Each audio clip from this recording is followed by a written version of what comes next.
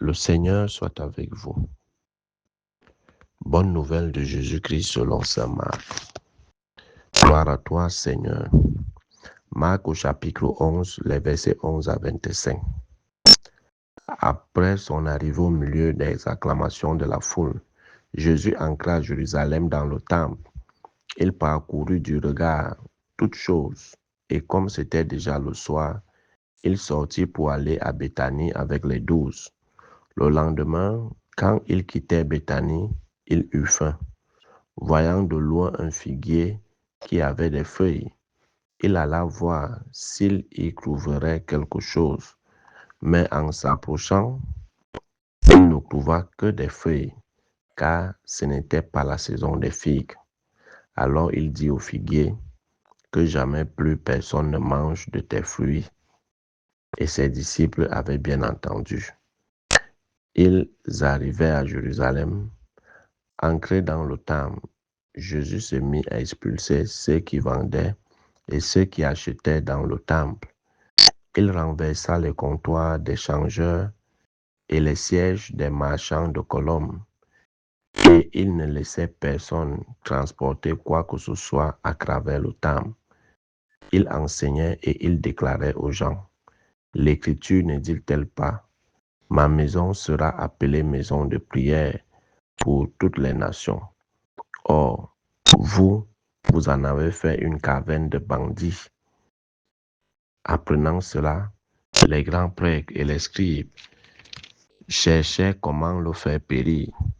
En effet, ils avaient peur de lui, car toute la foule était frappée par son enseignement. Et quand le soir tomba, Jésus et ses disciples s'en allaient hors de la ville. Le lendemain matin, en passant, il vit le figuier qui était desséché jusqu'aux racines.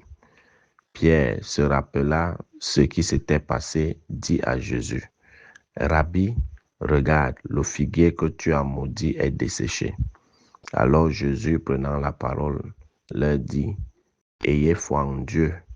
Amen, je vous le dis, quiconque dira à cette montagne, enlève-toi de là et va te jeter dans la mer.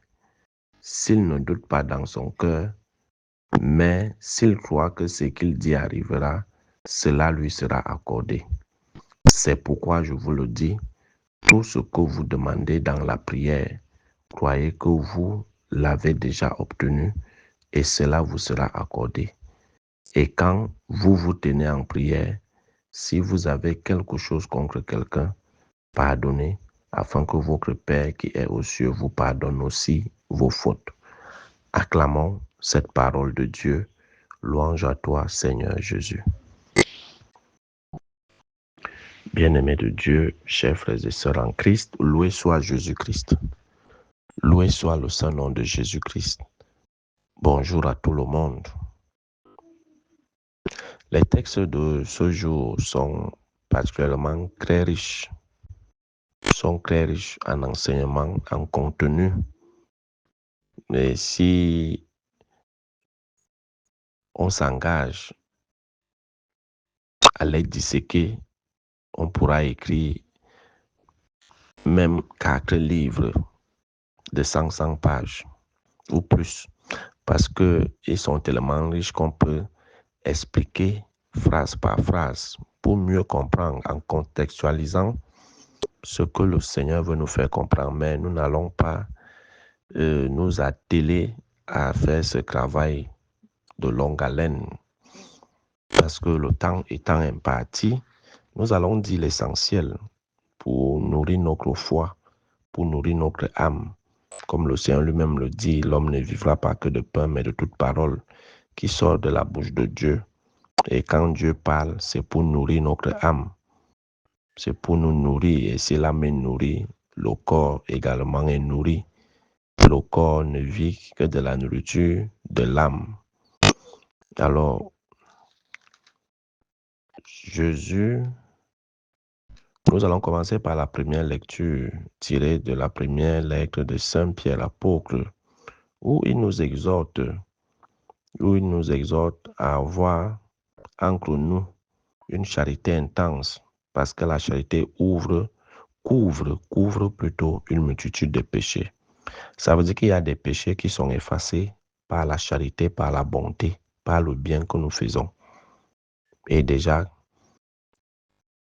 il y a cette phrase qui dit « La charité est un paradis de bénédictions ». Pas forcément des bénédictions matérielles et financières, mais les bénédictions pour notre âme. Parce que c'est notre âme qui bénéficie en premier de la charité que nous exerçons au quotidien.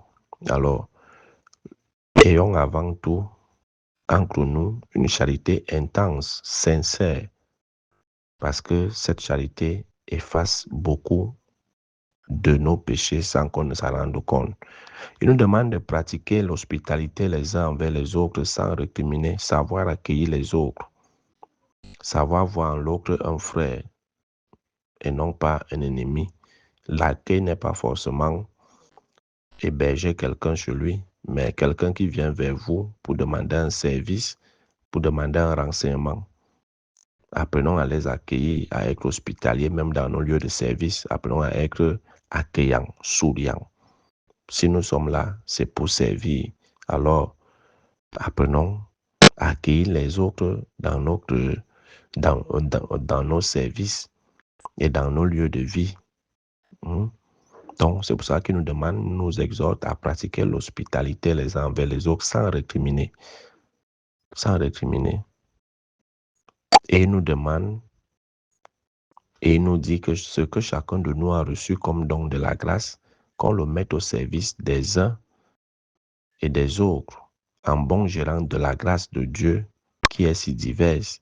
Et il prend des exemples. Si quelqu'un parle, qu'il le fasse comme pour des paroles de Dieu. Donc, si quelqu'un a le don de l'enseignement, le don de la connaissance, qu'il l'exerce, non pas comme si ces paroles-là venaient de lui-même, mais comme si c'est Dieu qui s'adressait aux hommes. Comme si c'est Dieu qui s'adressait aux hommes et non pas comme si c'est lui. Parce que parfois, nous nous approprions les charismes et les dons et on commence à penser que c'est nous l'auteur de ces charismes ou de ces dons qui s'exercent en nous. Et pourtant, c'est des grâces que le Seigneur a déposées en nous pour les mettre au service de nos frères et sœurs. Pour les mettre au service de nos frères et sœurs. Donc, ne nous croyons pas détenteurs ou possesseurs des dons ou des charismes de la grâce de Dieu.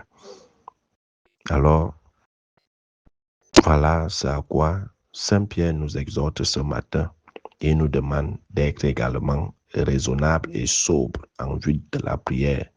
Notre prière on ne doit pas être orgueilleux face à Dieu. On doit être humble. C'est pour ça qu'il nous demande d'être sobre et raisonnable quand nous prions. Marc, ce matin, nous parle de Jésus qui va aller au temple pour prier. Et déjà, avant d'aller au temple, nous dit, il eut faim le lendemain et il voulait manger des figues. Et il y avait un figuier qui n'avait pas encore produit et on nous précise bien que ce n'était pas encore la saison.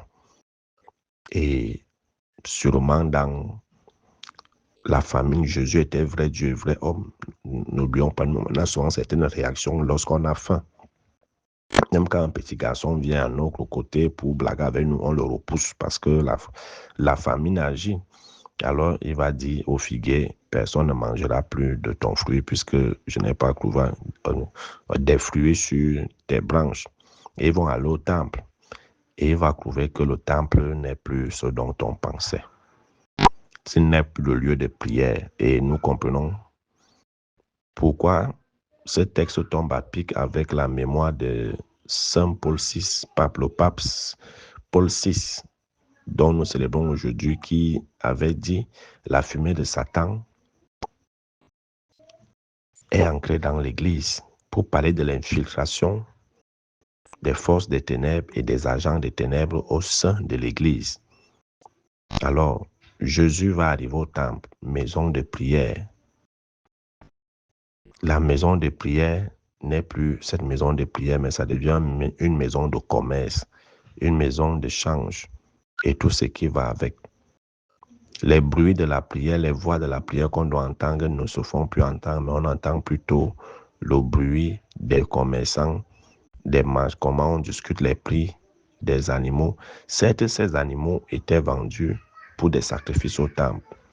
Et les changer la monnaie, puisque la monnaie romaine ne pouvait pas entrer au temple. Il faut d'abord le comprendre, le contexte. La monnaie romaine ne pouvait pas entrer au temple parce que l'effigie était frappée du sceau de l'empereur. Alors, il y avait une monnaie au temple qui servait pour les offrandes et les sacrifices. Donc, quand tu venais avec la monnaie romaine, on te donnait la monnaie du temple pour pouvoir entrer avec la monnaie romaine, n'entrait pas au temple. Donc, c'est pour ça qu'il y avait les changeurs d'argent, de monnaie. Ce qui est là, c'est qu'il y avait un espace prévu pour les bêtes de sacrifice, les taureaux, les brebis, les colombes et tout. Mais les gars ont débordé. Comme on fait souvent, on déborde. Là où on dit de vendre, on ne vend plus, on va aller plus. Alors, il n'y avait même plus de place pour passer. Et c'est normal que Jésus se dit, mais cette maison qui est censée être un lieu de prière est devenue un lieu de commerce, de brigands et tout ce qui va avec. Et s'il faut contextualiser, c'est la même chose aujourd'hui dans nos communautés chrétiennes, dans nos paroisses, dans l'église même en général, où l'église n'est plus véritablement un lieu de prière, mais un lieu de brigands, où on couvre tout. Et quand le pape Paul VI dit la fumée de Satan est entrée dans l'église, quand nous voyons les actes qu'opposent les chrétiens aujourd'hui au sein des communautés, au sein des CEV, au sein des groupes, des associations et autres, on constate vraiment que la fumée de Satan est entrée dans l'église. Et cette fumée, c'est l'infiltration des forces des ténèbres et des agents des ténèbres au sein de l'église. Qu'est-ce qu'on ne vend plus aujourd'hui dans l'église? Qu'est-ce qu'on ne ferait pas pour avoir l'argent dans l'église? Dieu qui est censé être prié au temple, on se sert plutôt de Dieu pour faire de l'argent. Dieu devient un fonds de commerce dans les églises.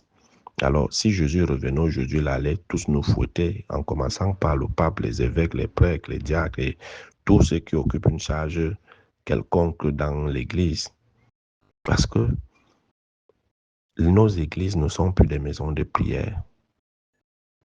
Mais on a toutes sortes de commerces, toutes sortes de trafics qui se passent dans nos églises. Sur le plan spirituel, c'est alors terrible. Sur le plan spirituel, c'est terrible. Beaucoup viennent à l'église pour puiser les énergies des autres, pour voler les chances des autres, pour bloquer les prières, pour faire la sorcellerie, pour faire les incantations. Et c'est toujours eux qui discutent et les postes, et les ceci, et les paroisses, et les ceci. Mais au sein du clergé, alors, c'est terrible. Les vocations aujourd'hui, on se demande, est-ce que c'est encore Dieu qui appelle? Est-ce que c'est Dieu qui appelle encore? Parce que sur 10, 8 sont cette fumée de Satan qui est dans l'église. Sur 10 qui vont être ordonnés, 8 sont la fumée de Satan. Et c'est à travers eux qu'on verra ce genre de commerce, d'échange et tout, dont Jésus avait pris en colère. Au sein des communautés, pareil. Les associations, les groupes, les mouvements, les chorales et tout ce qui va avec. Toujours l'infiltration de la fumée de Satan. Toujours la fumée de Satan dans toutes ces associations et groupes et mouvements d'action catholique qu'on a dans l'église. Alors, le fouet de Jésus aujourd'hui nous concerne nous tous. Du haut vers le bas, du bas vers le haut. Parce que nous avons fait de la maison de Dieu une maison de commerce. Comme regardez nos églises, elles ont perdu l'aura. Avant, quand tu passais devant une église, tu ressentais une certaine aura et la crainte de Dieu s'emparait de toi. Mais regardons nos églises aujourd'hui, la manière dont on se comporte dans l'église. Au lieu de prier, on est au téléphone. Au lieu de prier, on bavarde. Au lieu de venir chercher Dieu, on vient chercher les problèmes, les postes et tout ce qui va avec. C'est dans les communautés chrétiennes que les gens se font empoisonner, que les gens se font attaquer mystiquement, qu'on lance les sorts aux gens et tout ce qui va avec. Alors, est-ce que le pape Paul VI n'avait pas raison? La fumée de Satan est entré dans l'église et est déjà dans l'église. Et c'est même plus la fumée de Satan, c'est le feu de Satan qui est actuellement dans l'église. C'est le feu de Satan. Parce qu'à voir notre église, heureusement qu'il y a des âmes priantes, il y a des intercesseurs qui sont encore là, le petit reste d'Israël, qui prient pour que les forces des ténèbres ne prennent pas le dessus sur l'église fondée par Jésus-Christ. Et d'ailleurs, lui-même l'a dit, les puissances des ténèbres ne prévaudront jamais contre cette église. Alors prions et soyons éveillés pour faire éteindre le feu de Satan qui était allumé dans l'église et que cette fumée-là soit dissipée. Prions. Et ce soit qui nous dit également, lorsque Pierre lui demande, mais voilà le figuier que tu as maudit hier qui a desséché, il va lui dire, si vous avez la foi, tout ce que vous allez demander vous sera accordé. Et quand nous prions, croyons que ce que nous demandons, nous l'avons déjà eu. Donc, si tu demandes une grâce et dans ton cœur tu doutes, tu bloques, ça ne peut plus donner. La foi, c'est la confiance inébranlable, aveugle. Tu ne peux pas dire, Seigneur, je vais réussir à l'examen, après tout encore, et est-ce qu'il va me réussir? Je demande aussi comme ça à Dieu, mais est-ce qu'il va me réussir? Il y a les sorciers qui vont sûrement bloquer mon examen. Tu as déjà douté, donc ça ne peut plus fonctionner. On ne prie pas en doutant. Quand tu demandes, crois que tu l'as déjà eu. Tu ne peux pas demander une chose et tu doutes dans ton cœur. Tu ne peux pas dire, essayons. Si ça donne tant mieux, ça ne donne pas tant mieux. Dieu n'est pas dans les essais. Il ne joue pas au biais qui gagne. Essayez encore, essayez encore. Dieu n'est pas une capsule de bière où c'est écrit essayez encore. Ou tu es convaincu qu'avec Dieu, tu es dans la victoire, ou tu n'es pas convaincu.